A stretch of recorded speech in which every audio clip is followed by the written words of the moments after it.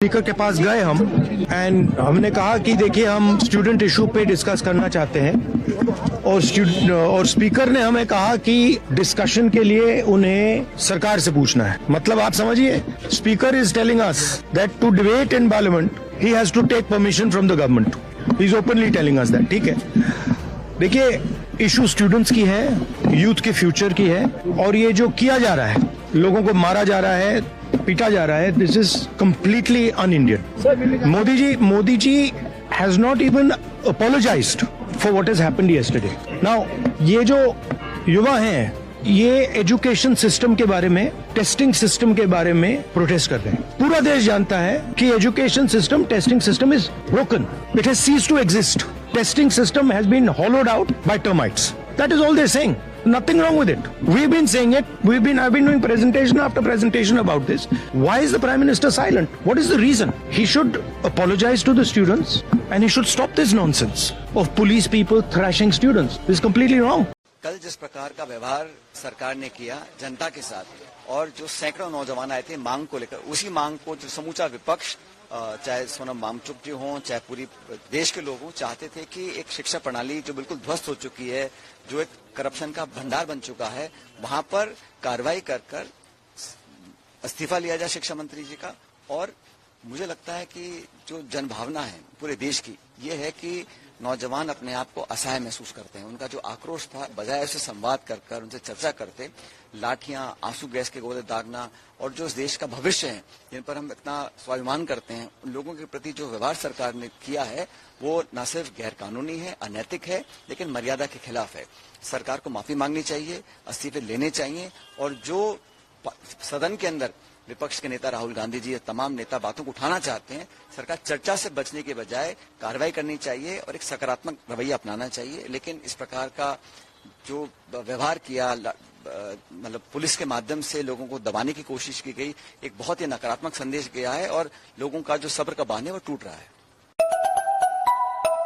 सरकार की बदनामी हो रही है और सरकार की लाठी से छात्रों का, नौजवानों का, युवाओं का सर फूट रहा है, आंसू गैस गोले चल रहे हैं, आप करंट लगा रहे हो। किसने नहीं देखा, किसको नहीं समझा? और दुर्भाग्य देखिए क्या है कि कई मीडिया के लोगों को वहाँ खड़ा होने पर भी उनको भी विरोध का सामना करना पड़ रहा है। इसलिए कम से कम आप लोग भी तो क्रेडिबिलिटी थोड़ा बचाओ। और जो डॉक्टर्स, जो वीडियो मैंने भी पोस्ट किया है, डॉक्टर्स क्या बता रहे हैं कि सर खुले हुए आए लोगों के, बच्चों के। क्या इसीलिए सरकार बनी थी? इसलिए इनका नारा था सबका साथ सबका विकास। यही सबका साथ है और यही युवाओं के लिए संदेश है, और यही विकसित भारत है, यही अमृत काल है। क्या यही विश्वगुरु बनने का रास्ता है? क्या आप छात्रों पर लाठी मारेंगे, आप नौकरी नहीं देंगे? और अगर नीट में हेरा फेरी हुई है, नीट का पेपर लीक हुआ है, तो किसकी जिम्मेदारी थी? इस सरकार की जिम्मेदारी थी, और सरकार ने स्वीकार किया, इसीलिए तो नीट एग्जाम दोबारा किया।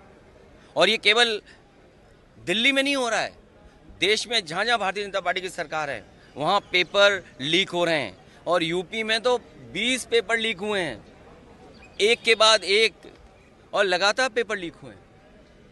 इसकी जिम्मेदारी किसकी है? इसलिए भारतीय जनता पार्टी अपने संगी साथी मंत्रियों पर कोई दबाव नहीं बना पा रही है, क्योंकि वो जानते हैं कि जिस समय उन पर दबाव बनाकर इस्तीफा लेंगे तो दबे खुचे राज भी वो मंत्री लोग खोल देंगे। अगर कोई बीमार होता है तो उसका इलाज किया जाता है, तो कहीं ना कहीं बच्चे ये बताने आए थे संसद भवन तक। उनका मार्च इसीलिए था कि वो सरकार को बताना चाहते थे कि आपका सिस्टम एक तरीके से बीमार पड़ गया है, काम नहीं कर रहा है ढंग से, उनके हितों के बारे में नहीं सोच रहा है। और वहीं उन मासूम बच्चों को इतनी लाठियां खानी पड़ी, इतने डंडे खाने पड़े, और जो अत्याचार उनके साथ हुआ, बेटियों के कपड़े फाड़े गए, इलेक्ट्रिक शॉक दिए गए, सीधे आप उनके लोअर बॉडी में प्रहार करने से जो कानून कहता है कि आपको पैरों पे मारना चाहिए, मारना ही अगर कोई उग्र हो रहा है, लेकिन आपने उनकी छाती में डंडे मारे, उनके सर फोड़ दिए। तो मैं समझती हूँ इतनी निर्मम सरकार है ये, और इनके इतना बच्चों ने आंसू बहाए हैं।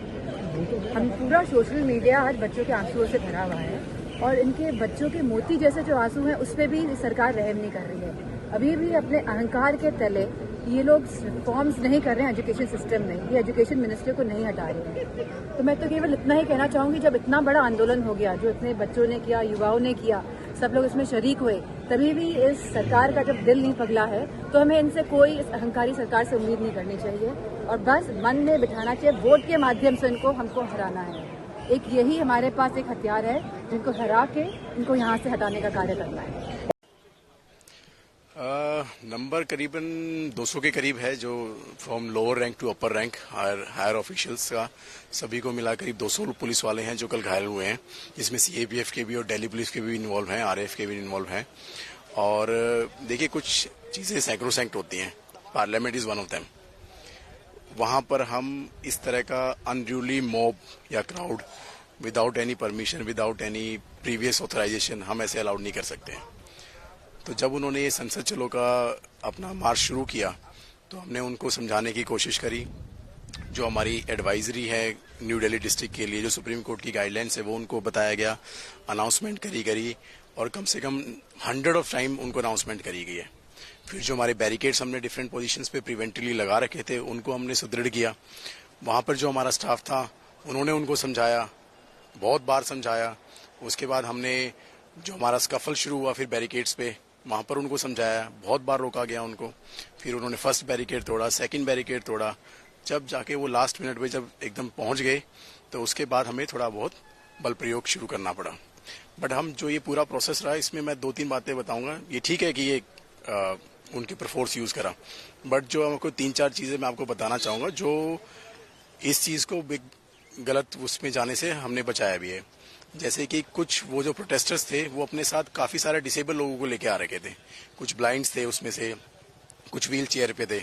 तो हमने उनको पीसफुली शांति से बाहर की तरफ निकाला, उनको सेफ साइड में रखवाया उनको, ताकि वो इस तरफ का मूवमेंट में उनको कोई दिक्कत ना हो। अदरवाइज वो जिस तरह का माहौल था, जिस तरह का प्रोटेस्ट मूवमेंट था, उसमें उनके साथ कोई घटना हो सकती थी। इसके अलावा महिलाएं थी, काफी सारी महिलाओं को हमने बचाया। महिलाएं ऐसी हो रही थी क्योंकि महिलाओं को आगे कर रहे थे और वो पीछे से पुश कर रहे थे, तो वो बैरिकेड्स और पीछे से जो पुश आ रहा था उसके बीच में फंस रही थी। तो हमारे काफी सारे स्टाफ ने, हमने खुद जाकर उन महिलाओं को वहां से निकाला, उनको सेफली इवैक्यूएट करवाया और सेफ जगह पे उनको बिठाया।